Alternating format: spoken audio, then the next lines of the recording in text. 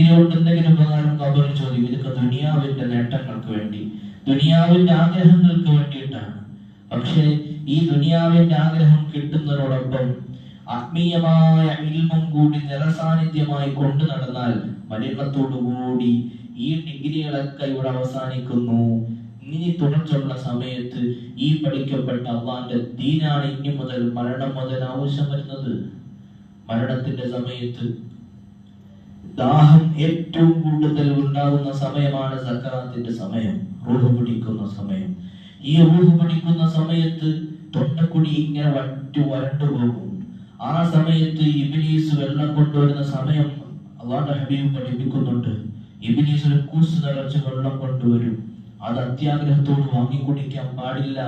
അത് കുടിക്കുന്നതും നജസായ മൂത്രമാണ്. അത് കുടിക്കുന്നതോടുകൂടി കലിമ ചൊല്ലാൻ പറ്റൂല. അങ്ങനെയാണ് കലിമ ചൊല്ലിക്കൊടുത്താൽ അത് പറ്റാത്ത സാഹചര്യം വരുന്നത്.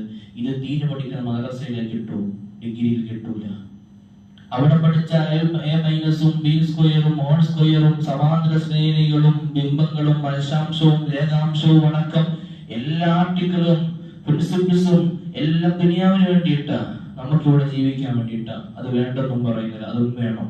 പക്ഷെ അതോടൊപ്പം ദുനിയാവില്ലെങ്കിലോ ദീനില്ലെങ്കിലോ അത് വലിയ നഷ്ടമാണ്. മരണത്തോടു കൂടി തന്നെ ആ നഷ്ടങ്ങൾ കണ്ടു തുടങ്ങുന്നു, തുടക്കം കുറിക്കുന്നു. പിന്നെ ഖബറ്, പിന്നെ മഹ്ശറ, ചോദ്യം, ഹിസാബ്.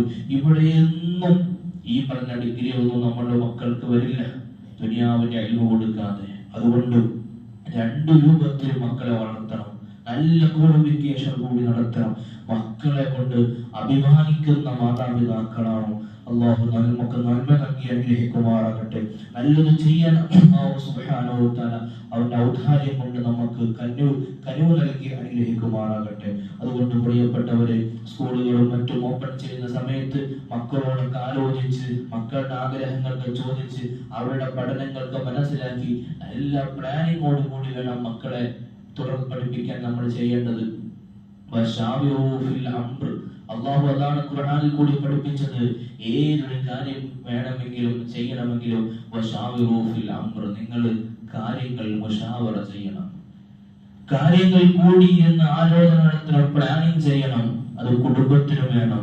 ഒരു കാര്യം ചെയ്യാൻ വന്നുമ്പോൾ ഭാര്യയോട് ചോദിക്കണം, മക്കളോട് ചോദിക്കണം.